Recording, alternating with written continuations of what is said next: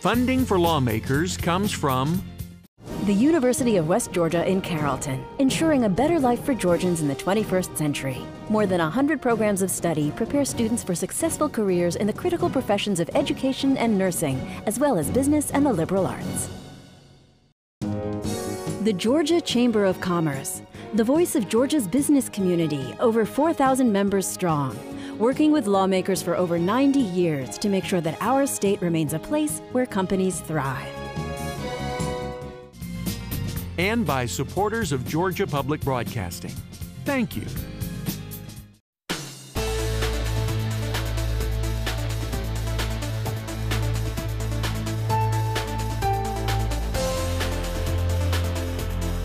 Coming up on Lawmakers, the House passes legislation that would increase pay for math and science teachers.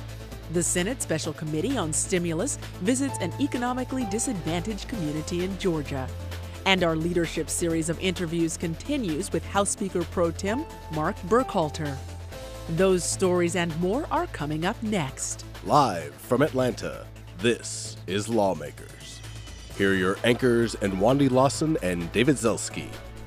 Hello, everyone. Also on tonight's broadcast, the Senate passes an extension of a tax break on jet fuel for Atlanta-based airlines like Delta Airlines and AirTran. Also, a measure that would require state senators to be current on their state income taxes passes out of the Senate Rules Committee. And the House fails to pass a measure that would double the statewide homestead exemption. But first, our top story tonight. The House passes legislation aimed at securing better salaries for Georgia's math and science teachers.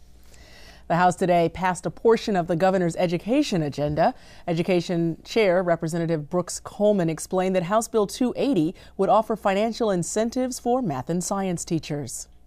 So what we're going to do, if a person will come into teaching in math and science, we will start them, if you look on that salary schedule, in the second column on step 4. That's equal to 6 years experience. They will be receiving a pay of about $4,500 more than a beginning teacher, maybe in elementary or English or social studies. In order to encourage elementary teachers to be proficient in math and science and the best they can be, we're going to say to an elementary teacher, kindergarten through 5th grade, that's where most of our elementary schools are, if you will take a course, 3 courses that will be offered by the Professional Standards Commission, if you'll take these courses in those areas, we will give you a mathematics or a science endorsement. Teacher could get them both. Each of the elementary endorsements would earn a teacher an additional $1,000 per year, beginning in the 2010-2011 school year. HB 280 passed 128 to 36. It now moves to the Senate. The passage of HB 212 could soon mean 2 more years of tax exemptions for Atlanta-based airlines like Delta and AirTran. Senator Don Balfour explains the reasoning behind HB 212 and is followed by Atlanta Senator Kasim Reed with words of support. This basically would extend the exemption on jet fuel for 2 extra years. Now, if I could, if you look at the yellow sheet behind it, and we don't always look at those yellow sheets, but the yellow sheet gives Department of Audit account of the bill. And basically, there's a state sales tax of 4%. This bill would exempt the sales on the first 1.8%. So about half of the tax would not be collected on jet fuel. Now, this is not just for Delta Airlines. It also would affect AirTran as well. This also extends the exemption of the 1% of the 3% local government sales tax rates. After the consolidation of Northwest Airlines and Delta Airlines, it is vital that we send a message to Delta that we're going to do all we can to ensure their success during very tough times. We're currently going through a renegotiation with Delta Airlines right now. They occupy a substantial number of the gates at Hartsfield International Airport. So I ask my colleagues in a very strong way to send a message to Delta as we go through these important negotiations. And House Bill 212 ended up passing 47 to 5. The bill received no changes in the Senate, so it now goes to Governor Perdue. And legislation that could remove a senator from office for failure to pay income taxes received a do-pass recommendation by substitute from the Senate Rules Committee this afternoon. Lawmakers Brittany Evans joins us live with more. Brittany. David, Senate Resolution 452 was introduced by Senate Ethics Chair Eric Johnson shortly after the Georgia Department of Revenue announced that 22 state legislators were delinquent on their state income taxes. Yesterday, the Senate Minority Leader Robert Brown spoke out on his current tax situation. That resulted in controversy under the Gold Dome today between Senator Brown and Senator Johnson. One of them came forward and admitted it's the Senate Minority Leader who lectures the Senate every morning in the well about what we're spending money on and what we're not spending money on. And here he is, hasn't filed an income tax form in 2 years. No, I did not admit that I was delinquent on my taxes. I admitted that taxes had not been filed. And so what that means is that I had not filed the taxes, and I filed for an extension. Senator Johnson presented his case for SR 452 today with the Commissioner of Revenue, Bart Graham. The commissioner explained how these legislators were able to get away with it. In most cases, they're repeat offenders. And repeat offenders where we've engaged them historically, and then as soon as they came current, they went back off the radar screen again, or tried to. The folks that appear on that list are without a doubt fully aware of what they have and have not done.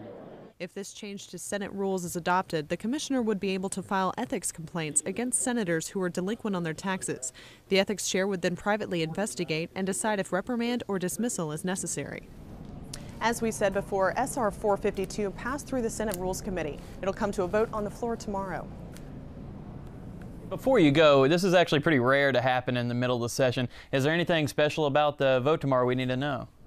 Well, it will need 2/3 of the vote to pass, and if it does, then the situation's under the jurisdiction of the Ethics Committee. Okay, thanks for that report, Brittany. Debate about HB 220 in the House today focused less on the requirement that judges file timely motions than on when the General Assembly may impeach a judge. Representative Wendell Willard was questioned by Representative Tom Graves. We have the right to determine when and under what circumstances impeachment should be exercised as a means of removing somebody from office because their conduct is so egregious. And putting in the law doesn't do that. So my last question to you then is, yes, sir. Do you believe that if a judge fails to comply within the 90-day requirement, decide promptly within those 90 days on a motion, is that grounds for impeachment or not?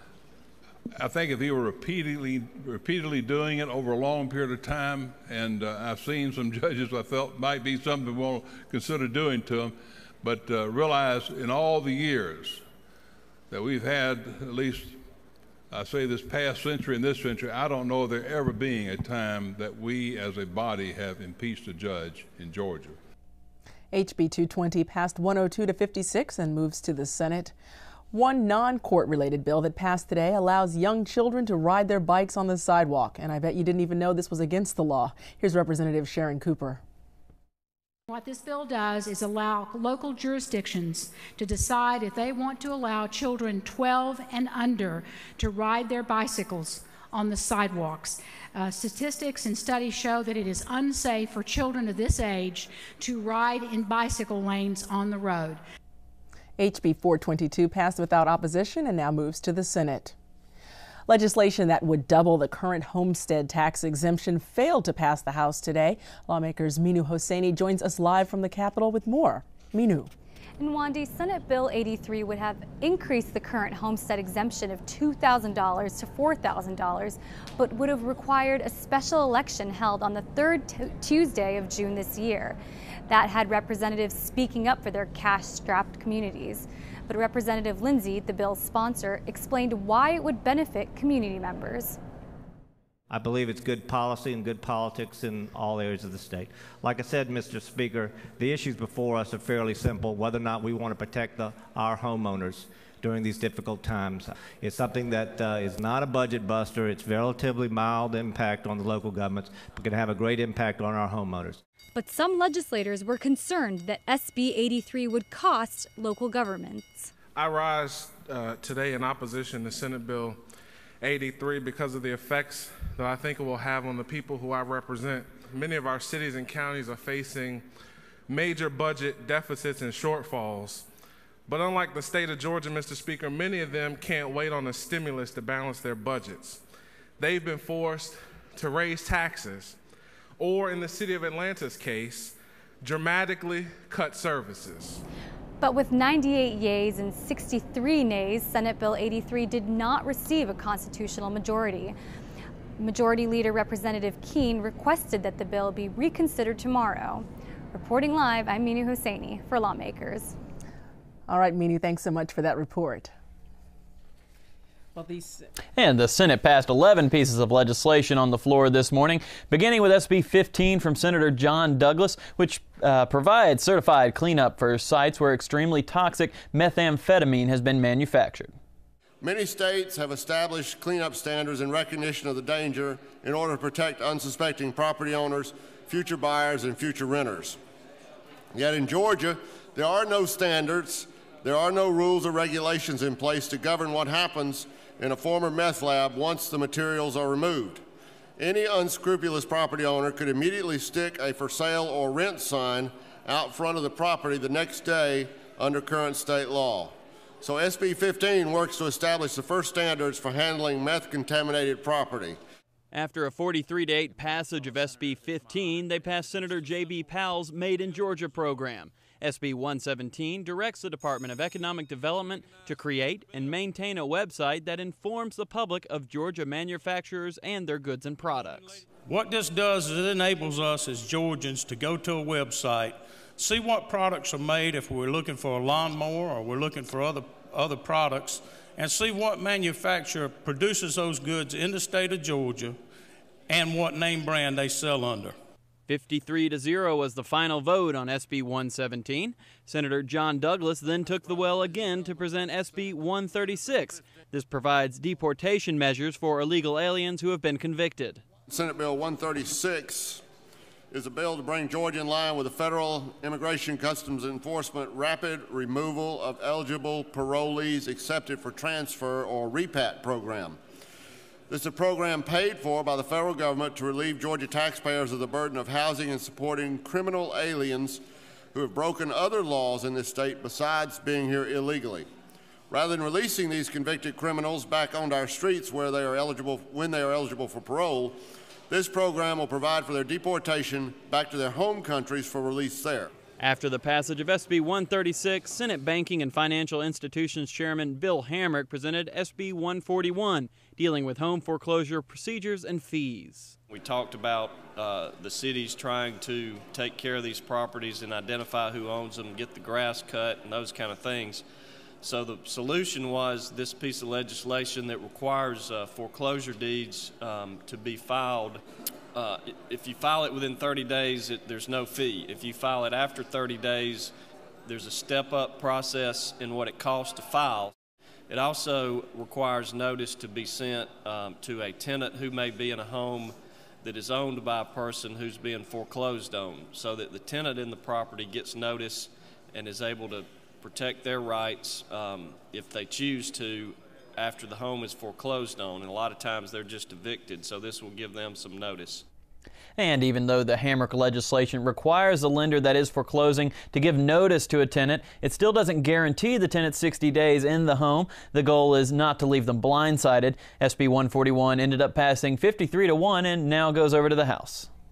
Well, as you may recall from yesterday, the Senate passed a bill that would create new standards for registering to vote. This afternoon, the House passed an almost identical bill. Lawmakers Emily Banks is live at the Capitol with more. Emily. Thanks, Wandy. House Bill 45 would require voters show proof of citizenship when they register to vote.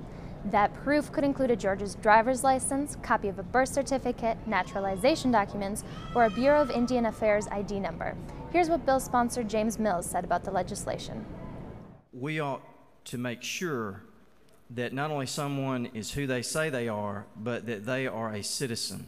And I don't think any of us want someone who is not a citizen of the United States of our country having the ability to determine the outcome of an election. And much like in the Senate yesterday, Democrats took to the well today to speak against HB 45. Representative Mary Margaret Oliver. My primary image of this bill, again, is not of Al-Qaeda, is not of immigrants committing felonies. My primary image when I read this bill is my mother. who had no driver's license, who had no passport, and who had no birth certificate. House Minority Leader DuBose Porter called the bill un-American and offered a different solution to prevent non-citizens from registering to vote. Why punish everybody when we ought to verify the few that we suspect? Let's fix the problem, which is a very narrow one, and than making a huge burden on everybody who is American, who is a Georgian. After almost 2 hours of debate, HB 45 passed 102 to 63. Reporting live, I'm Emily Banks for Lawmakers. Emily, I understand the House passed another election-related bill today. That's right. The House passed HB 86, which would change how absentee votes are reported. Rather than go to the county, they'd be reported to the precinct where the voter lives. Thanks so much for that report, Emily. We invite you to check out GPB's online resources at gpb.org/lawmakers. Find the latest from GPB's radio news team and watch Lawmakers online. All that and more at gpb.org/lawmakers. We invite you to visit that site and vote in our legislative issue poll. We'll bring you the results of that poll tomorrow night on Lawmakers. And the Senate Special Committee on Stimulus took their message on the road last week. The committee is working with communities to find out how Georgians feel the federal stimulus monies should be spent. GPB Radio Rome Bureau Chief John Sepulveda was there when the committee visited Sparta, located in Hancock County. This past Friday morning in Hancock County, Israel Wright came to his library to use the internet. Wright says he's looking for a job wherever he can find it, and he says that probably means it won't be in Hancock County. There's no jobs in Hancock County, none whatsoever. Israel works at a manufacturing plant Sunday through Thursday. It doesn't pay enough, and he says he has to drive a half hour to get there. No, everybody's not fully employed, and I really can't tell you what everybody's just doing just to get by, but it's really sad that some people don't have transportation to go get jobs 35, 45 minutes away. So.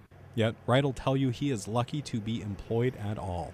1 in 5 people in Hancock are looking for jobs. 1 in 3 never graduated high school. Hancock has been known as a blighted area. Federal statistics show it is the poorest county in Georgia. But some state Senate Democrats want to change that. A committee studying stimulus issues came to Hancock last week. State senators listened to a whole host of spending proposals to help stimulate the local economy and improve infrastructure. Herbert Monroe was one of those who testified. He chairs the county's Board of Education, and he asked for upgrades to school buildings, recreation areas, and even new school buses.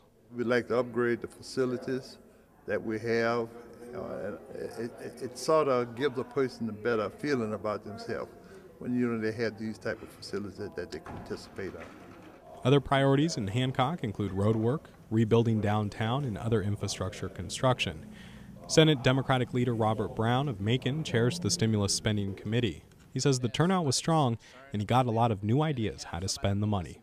And that's what we were wanting to do, is to let them know that their state government is listening, and we're going to try to respond. We don't have everything that they would like to have.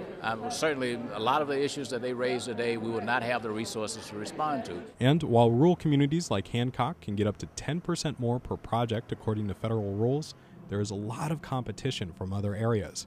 And even if Democrats wanted to push all of the proposals, Republicans would also have to sign on. Yet, even if Hancock County received all the stimulus funding it was asking for, would that money help stimulate morale? If you look behind me here in downtown Sparta, you will see there is building after building that is empty. If you talk to residents, you'll hear that they're concerned about health care, transportation, and child care costs. Now, people all across the country are concerned about these things, but here in Hancock, they're compounded because of years of blight and poverty. And that's the question many locals have. Can the stimulus package help erase decades of economic neglect? For Lawmakers, I'm John Sepulveda in Hancock County.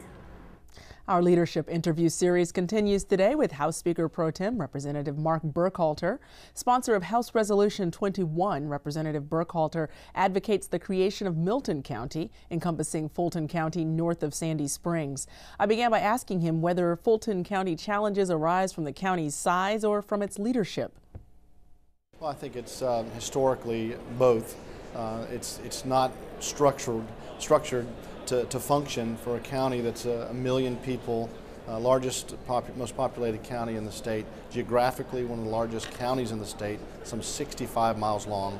It has a number of municipalities, including the city of Atlanta, wedged right in the middle. And that, coupled with the fact that for years the county government has been dysfunctional, has mismanaged tax dollars on just about every department at the county, drives us to the point where we feel like the voters ought to have a chance to decide whether or not they want to be self-governed and have their own county. Now, with the measure as it is, if it does go through and there is the ability for Georgia to have another county, in the short run, does this look like it would be more expensive to the residents of that county and that they do have to set up a brand new county government? No, actually the opposite. Fulton County has spent so much money, overspent so much money, that a study we have conducted with the Georgia State University and the University of Georgia that was funded by the state of Georgia to look into this idea proves very clearly that both the remaining Fulton County, particularly if it were to merge with Atlanta, and North Fulton County, if it were to consolidate with all the existing cities, many of which are the new cities we passed in the last 3 years, that it would actually provide more efficient services for less money. Well, speaking of money, yesterday Governor Perdue releasing new numbers for the 2010 budget, reducing that number by $1.6 billion. What's the posture of the House now as you all are working through the 2010 budget? Well, the beauty of Georgia and many state governments is that we have a constitutional provision that requires us to balance our budget.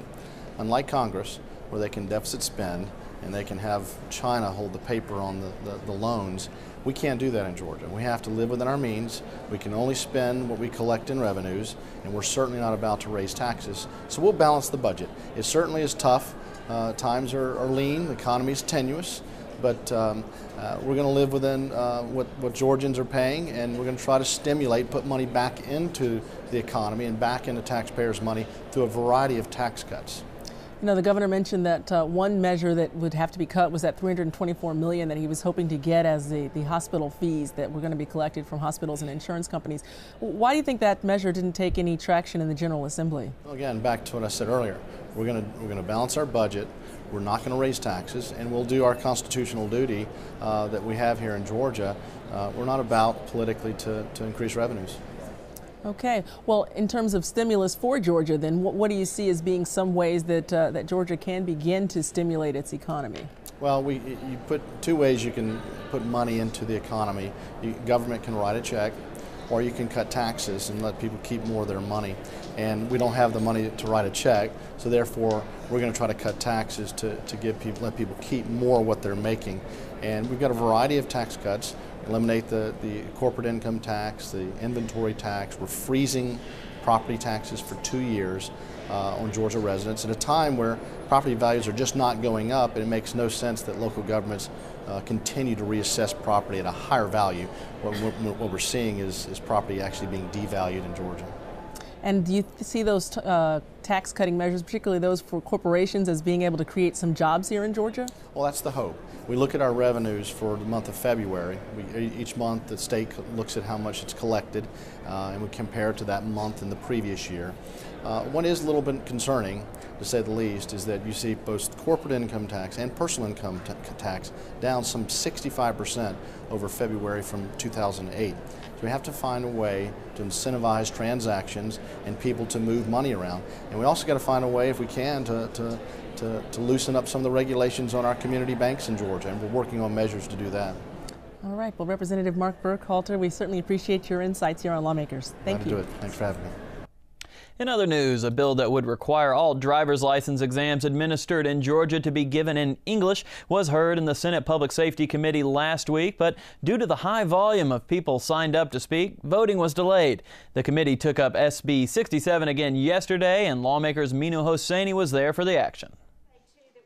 Elisa Hammond, a representative from the ACLU, expressed her concerns about the bill, saying that SB 67 would violate federal law by limiting access to driver's licenses to only those with English proficiency. But Senator Jack Murphy, the bill's sponsor, refuted those concerns. Obviously, you had some that was opposed to the bill, and they were opposed to any kind of English, only type bill. And I feel like anybody that's going to be here and living in Georgia, establishing permanent residence, should be able to read 14, 15 questions, and know what hydroplaning is, know what the speed limits are on our highways, and be able to read at least some or partly these road signs that are over the expressways. Costing cows crossing the road or something or other, and they just go speeding by, or maybe a hazardous spill. They've got to be able to read the language. SB 67 passed by substitute yesterday and is now in Senate rules. Well, today was the annual PB&J Day at the Capitol, where sandwiches and peanuts are given out to celebrate National Peanut Month. Lawmakers Alan Friedman was more than happy to cover the event. These are fried peanuts, been fried in peanut oil. And so began my journey, from one table to the other, sampling the finest peanuts that Georgia has to offer. The line for the grilled PB&J sandwich was daunting, but once I got my hands on one, I knew it was worth the wait. It's actually really good. Really good indeed. But I had real work to do, so I took some time out to ask the president of the Georgia Farm Bureau, Sippy Duval, if he thinks the recent salmonella scare has affected today's turnout. Yeah, I think it's a real good turnout here, and it's encouraging to us because it makes us realize that some people are taking in the information for the value of what it really is. We think it's encouraging to see all these people interested to come by eating peanut butter sandwiches and other peanut butter products. Speaking of peanut butter products, I had more eating to do. Over here I had some boiled peanuts, and over at this table I had the cinnamon glazed peanuts. And this is the table where I had fried peanuts. Peanut butter cookies. Peanut butter cookies. And over here I sampled a peanut butter and jelly sandwich. Wash it down with some cold milk. Overall, I have to say it was a very good day. Reporting for Lawmakers, I'm Alan Friedman. And coming up tomorrow on Lawmakers, the Senate is expected to debate the FY 2009 amended budget and the Governor Perdue-backed Transforming Transportation Investment Act. We'll have coverage of those stories and all the latest Capitol news tomorrow night on Lawmakers at 7. And if you have missed any part of this Lawmakers broadcast, tune in tomorrow morning when Lawmakers repeats at 5:30 a.m. on GPB or 7 a.m. on GPB Knowledge. You can also keep up with all of the action under the Gold Dome daily on your local GPB radio station during Morning Edition, All Things Considered, and Georgia Gazette. And, I really feel bad that I missed out on PB&J Day. I was at the Capitol, but I didn't make it there in time. It happens sometimes. By tomorrow, of course, though, as we mentioned, we will know a little bit more about what the new structure for the Department of Transportation will look like. The governor has some proposals out there backed by the Lieutenant Governor and the House Speaker as well. We're going to have a chance to see that debate coming up tomorrow along with the budget as well. Okay, well, we look forward to that. And coming up next on GPB Television, Georgia Traveler. Tonight's episode is a Mid-Georgia Meander. Georgia Traveler is next here on GPB Television. That's our broadcast for the 26th legislative day of the 2009 session of the Georgia General Assembly. I'm Nwandi Lawson. And I'm David Zelski. Join us tomorrow at 7 p.m. for Lawmakers. Good night. Good night.